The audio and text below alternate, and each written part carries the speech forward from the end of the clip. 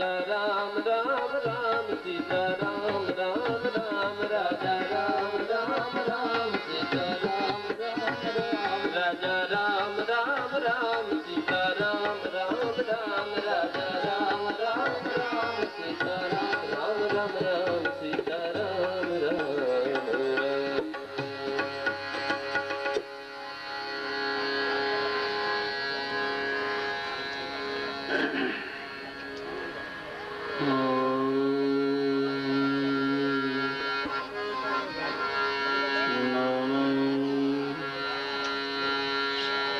भगवते वासुदेवाय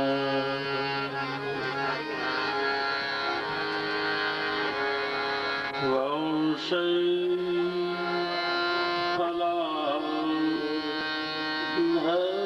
फलाधरोष्टा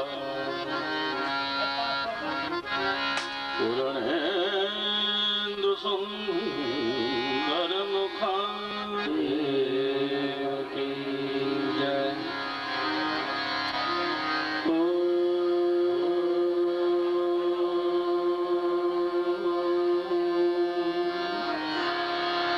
नमः पार्वती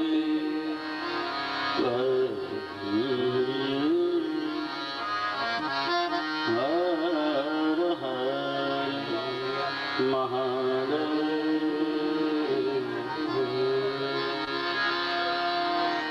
हरे राम राम राम सीता राम राम राम राम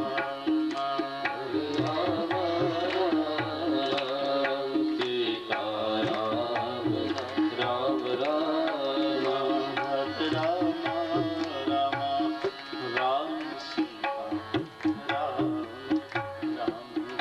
राम हरे राम राम राम सीता राम राम राम हरे राम राम राम सीता राम राम राम राम राम राम सीता राम राम राम हरे राम राम सीता राम राम बोलो रे राम राम राम सीता राम राम राम हरे राम राम राम सीता राम राम राम हरे राम राम राम सीता राम राम राम हरे राम राम राम सीता राम राम राम हरे राम राम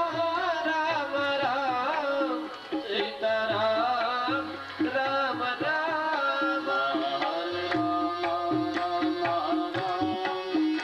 सीता राम राम राम हरे राम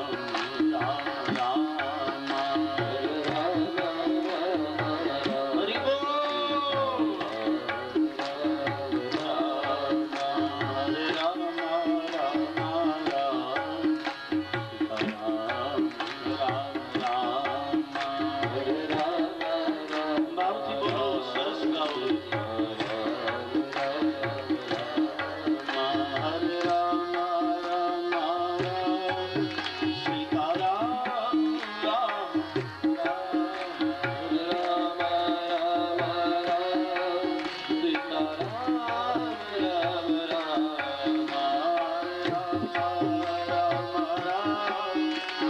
सीता राम राम राम हरे राम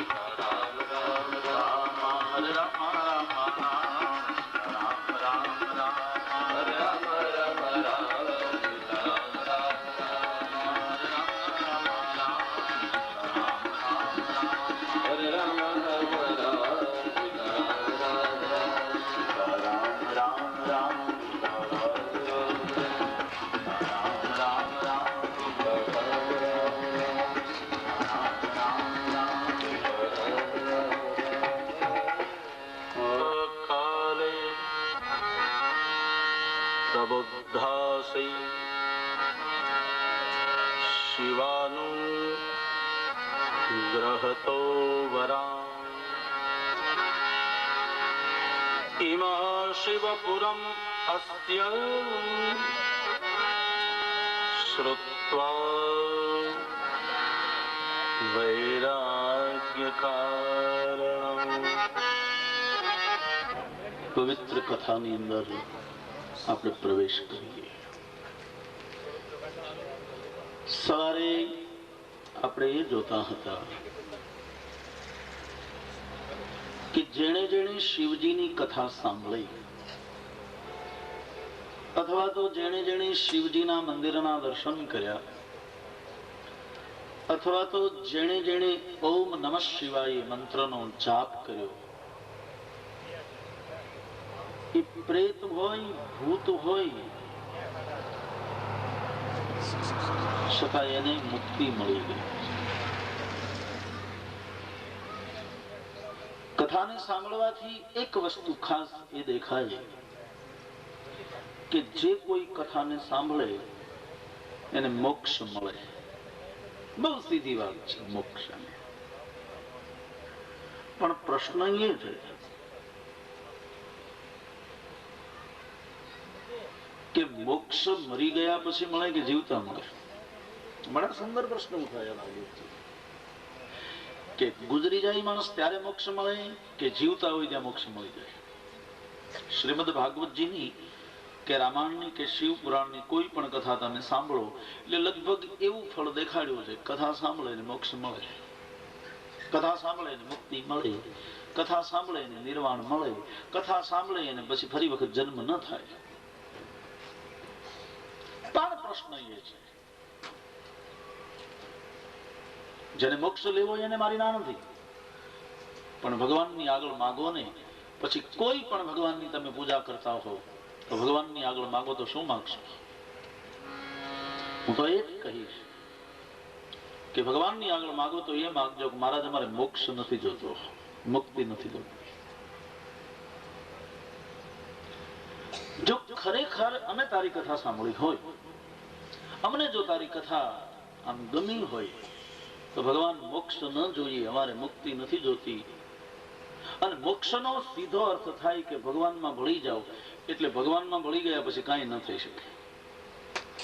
આપણો નરસિંહ મહેતા બોલ્યો ને કે હરિના જન તો મુક્તિ ન માગે, માગે જન્મ અવતાર. જે હરિના ભક્તો છે, જે ભગવાનના ભક્તો છે, મોક્ષ માંગતા જ નથી. અને હું તો એમ કહું મોક્ષ શું કામ માંગવું જોઈએ?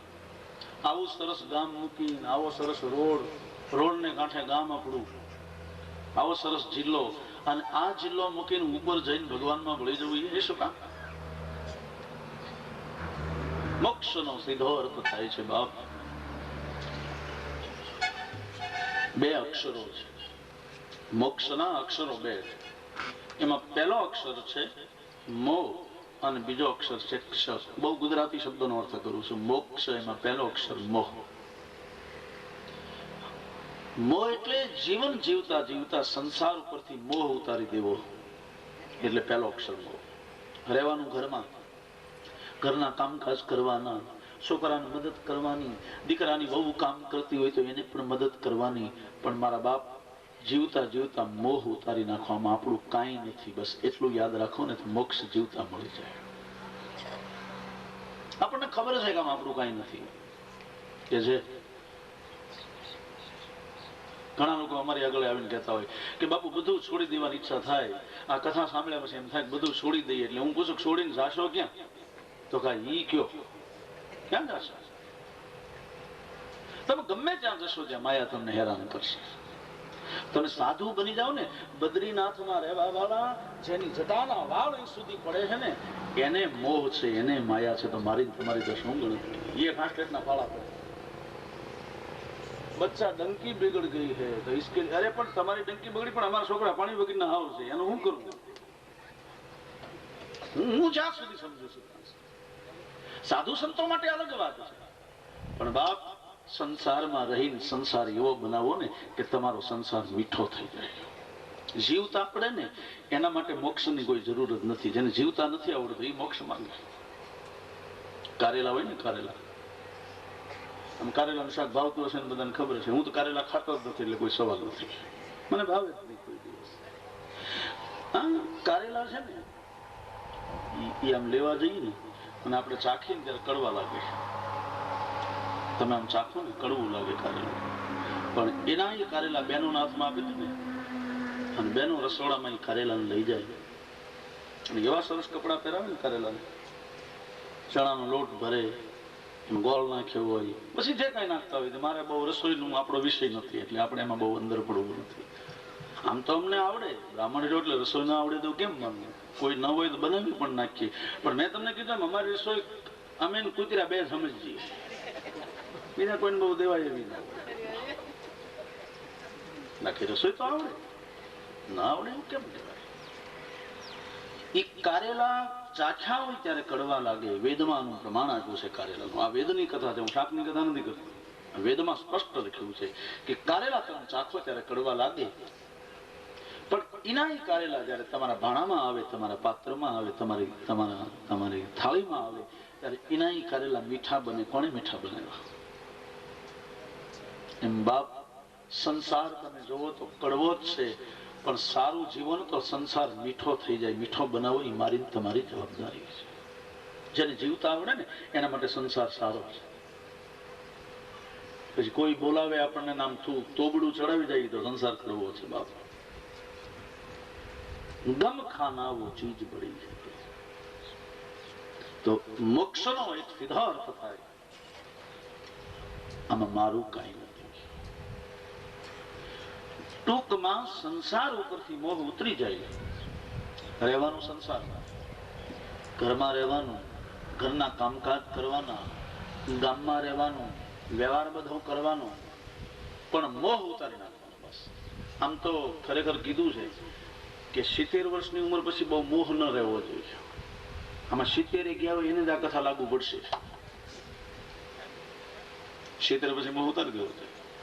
આપણે જમવા બેસીએ ને, બહુ સીધી જ આપણી કાઠિયાવાડની રીત છે.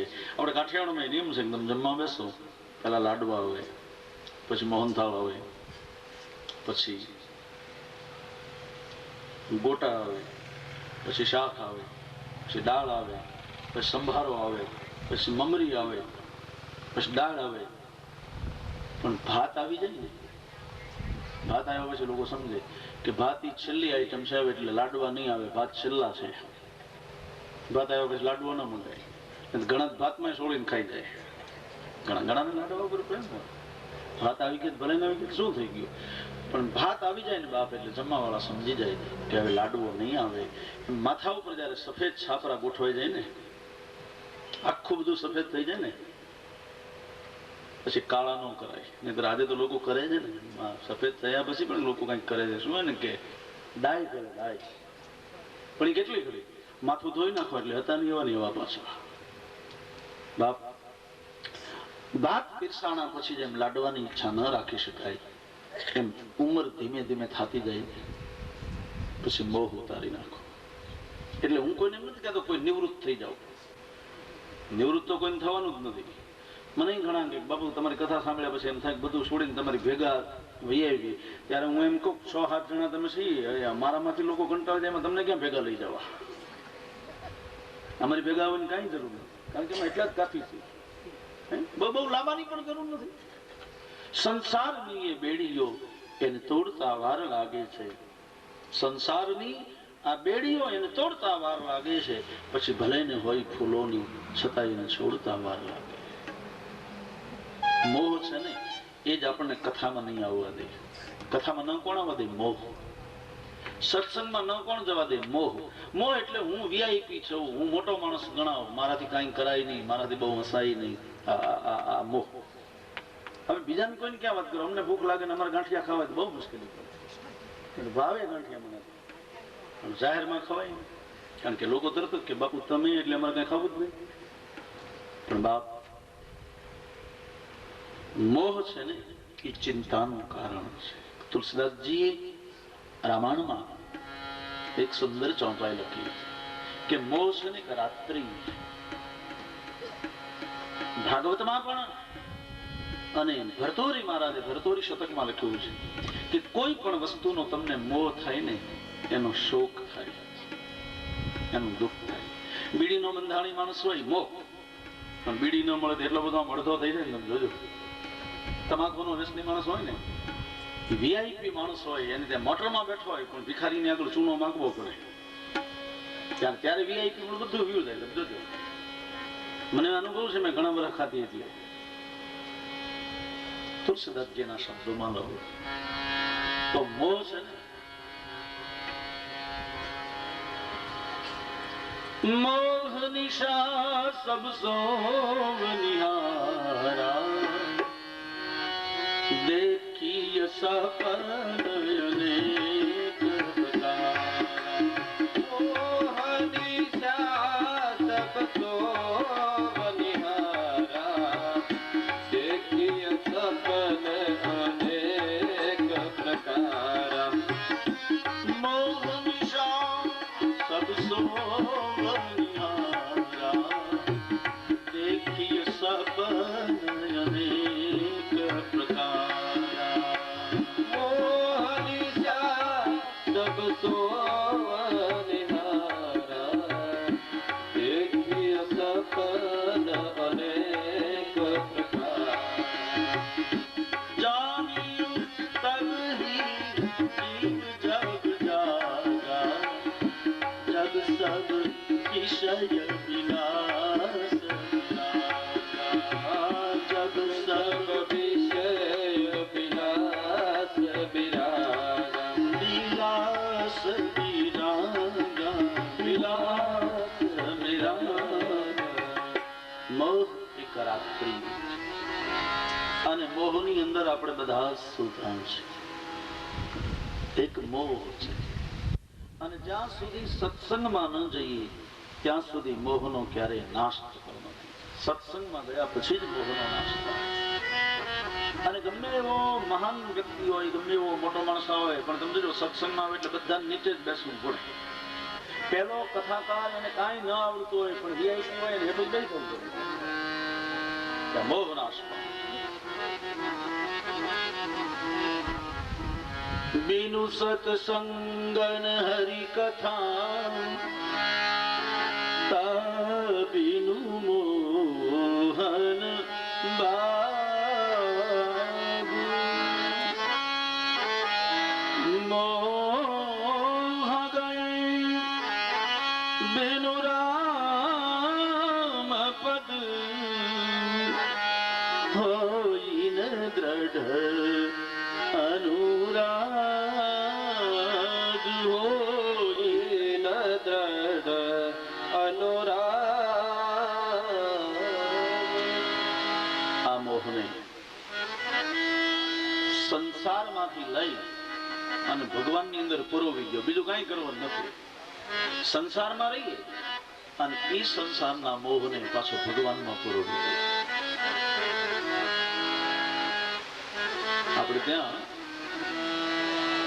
ડુંગળી થાય છે. ડુંગળી, ગુરુ નાનકે મોહની વ્યાખ્યા બહુ સારી કરી કે ડુંગળી રોપો અને ડુંગળી રોપાઈ જાય પછી એના રોપને ફેરવી નાખે ખેડૂત.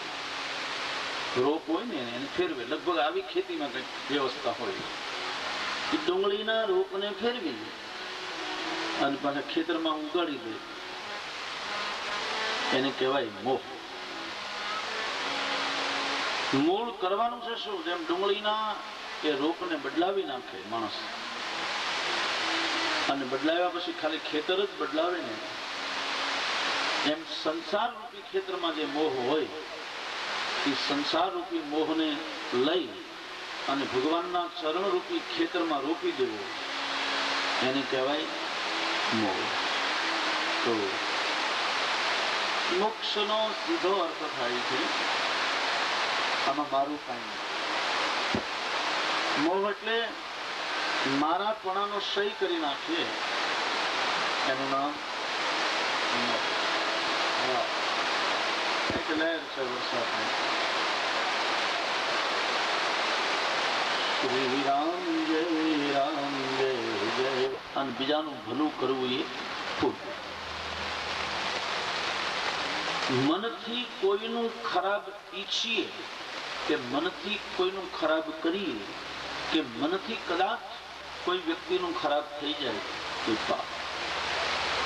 જ્યાં શિવ કથા થતી હોય, જ્યાં શિવ મંદિર હોય, જ્યાં ભગવાન શિવના મંત્રનો જપ થતો હોય, ત્યાં આ સંતુલા બેસે છે અને યાત્રા કરે છે. હવે એમાં ગૌકર્ણ ક્ષેત્રમાં એક જગ્યાએ શિવ પુરાણની કથા ચાલે છે. શંકર ભગવાનનું સુંદર મજાનું પુરાણ વંચાઈ રહ્યું છે અને સંતુલા એક કથાની અંદર સાંભળવા માટે બેઠા.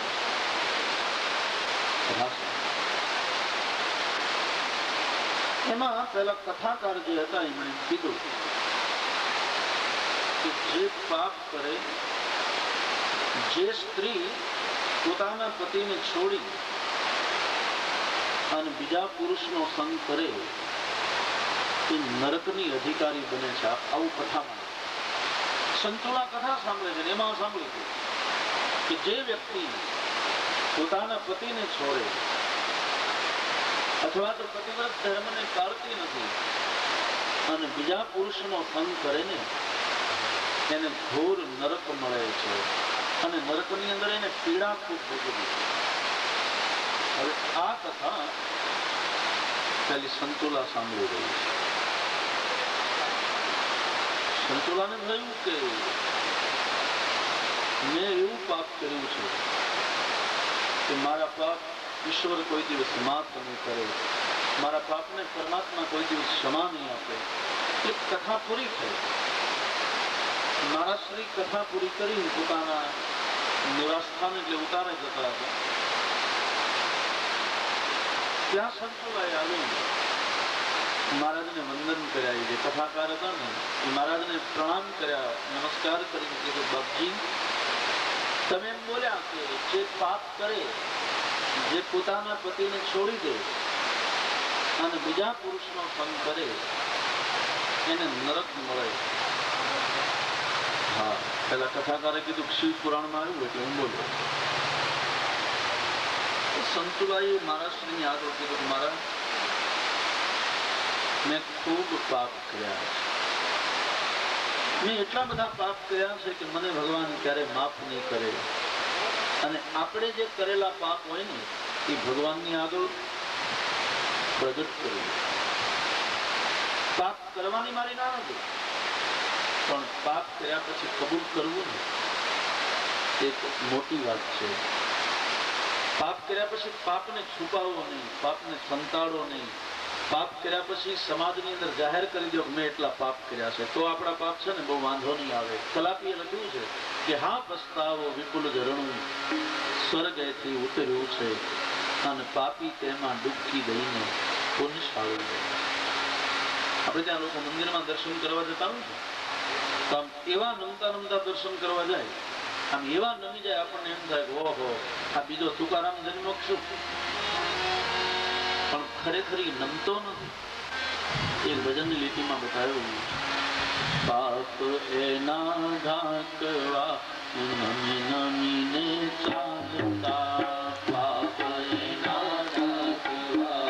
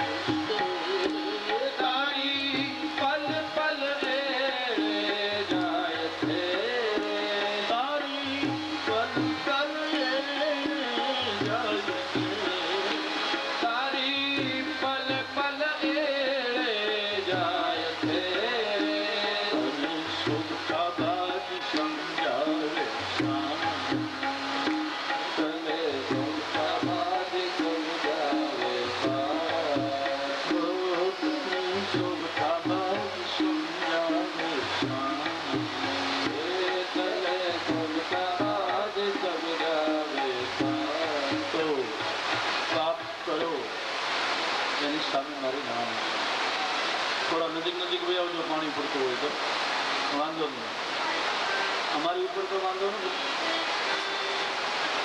પણ કદાચ એવું લાગે તો થોડા નજીક નજીક બેસી જાય. સંતુલાઈએ પાપ કર્યા છે તો સંતુલાએ મહારાષ્ટ્રની આગળ પોતાના પાપની કબૂલાત કરી. કથા પૂરી થઈ પછી શાસ્ત્રીજીને કીધું, બાપજી મેં ખૂબ પાપ કર્યા. તમે કથાની અંદર બોલ્યા કે જે પાપ કરે એને નરક મળે છે. બોલે હા. તો મહારાજ મારી કઈ દશા પાપ કરવાની મારી ના નથી. કોઈ પણ વ્યક્તિ પાપ કરી શકે, મારાથી તમારાથી બધાથી પાપ થઈ જાય, પણ પાપ કર્યા પછી સાંજે ભગવાનની આગળ જાઓ ને એટલે પાપ રજૂ કરી દો. કોઈ પણ ભગવાનની પૂજા કરતા હો ને ભગવાનને કહી દો કે મહારાજ હું આટલા પાપ કરીને આવ્યો છું. ના ના, સંતુલાએ પોતાના પાપને એક સંતની આગળ રજૂ કરી દીધા. બાપજી મેં પાપ બહુ કર્યા. અને પાપ કહી દેવું ને એટલે હળવા થઈ જાય. આપણી દેશી ભાષામાં આપણે કહીએ ને કોઈ બહુ આમ આમ હૈયું ભરાઈ જાય, બહુ રડે તો આપણે એમ કહેતા બેન રોઈ લેવા જોઈએ ને હૈયું હળવું થઈ જાય. પાપ ભાર ઉપાડીને બહુ ફરતા નહીં. જે ખરાબ કર્મો કર્યા હોય, જે પાપ કર્યા હોય ને એ કબૂલ કરી લે ભગવાનની સામે. સંતુલાએ સંતની આગળ પોતાના પાપની રજૂઆત કરી દીધી કે મહારાજ મેં બહુ જ પાપ કર્યા. હવે આ પાપમાંથી મારો ઉદ્ધાર કેવી રીતે થાય? સંતુલાની કથા આપણે જાણે છે કે મહારાજ આ પાપની અંદરથી મારે કેવી રીતે મુક્તિ મેળવવી, આ પાપની અંદરથી મારે કેવી રીતે મોક્ષ મેળવવો. મહારાજ આ પાપ મેં એવું કર્યું છે, મેં મારા પતિને છોડી દીધો. કોઈ પણ પાપ હોય ને એનો રસ્તો હોય. આપણે ત્યાં લોકો એમ કહે ગંગાજીમાં સ્નાન કરો એટલે પાપ ધોવાઈ જાય, પણ આ વાતથી હું સહમત નથી. ગમે એટલું પુણ્ય કરો પણ પુણ્ય કરવાથી પાપનો નાશ ક્યારેય થશે નહીં. ગમે એટલા માણસ ભલે ને પુણ્ય કરે, પુણ્ય કરો, પણ પાપનો સીધો રસ્તો એ જ દેખાડ્યો છે શાસ્ત્રમાં કે પાપ કર્યા પછી સમાજની સામે કહી દો કે મેં આ પાપ કર્યું છે. આજે સમસ્યા એ છે કે આપણે ખરાબ કામ કર્યા પછી કહેતા નથી. એ બીજા કોઈને ખબર ન હોય પણ આપણને ખબર હોય ને. કેના ખબર હોય? એક ભાઈ આમ જતો હતો અને એમાં એને એરું કર્યું, સર્પ કરડ્યો. એટલે એક વાર કરડી ગયો, એનો એક પગ પાછો એને આપ્યો, એ પાછો સર્પ એને કરડી ગયો, એનો એક પગ પાછો આપ્યો, એ ત્રીજી વખત સર્પ કરડ્યો, ચોથી વખત એરું કરડી ગયો. એટલે તમારી જેવા બધા બેઠેલા વડીલો એમ થયું કે અરે આ કેવો માણસ છે, 5-6 વખત એરું કરડી ગયો અને વારંવાર પગ આપે છે. એટલે તમારી જેવા વડીલો કીધું ભાઈ તું રહેવા દે, તને એરું કરડે છે, તું વારંવાર એને પગ આપે છો. પહેલા કીધું હું એટલે પગ આપું છું કે એ પગ મારો પ્લાસ્ટિકનો છે, ખોટો છે, એટલે આપું છું. એટલે બીજાને ખબર નહોતી કે એનો પગ કેવો હતો, પણ એને પોતાને ખબર હતી કે મારો પ્લાસ્ટિકનો પગ છે. એમ બીજા કોઈને તમે પાપ શું કર્યું છે એ ખબર નથી, પણ આપણને તો ખબર છે. કવિતા આગળ લખ્યું છે કે સવારથી સાંજ સુધીના જે પાપ એ બીજા કોઈની આગળ તમે રજૂ ન કરો તો તમે તમારા હૃદયને કહો કે મેં કેટલા પાપ કર્યા. બીજાને ન કહો તો હૃદયને તો કહો. તારા મન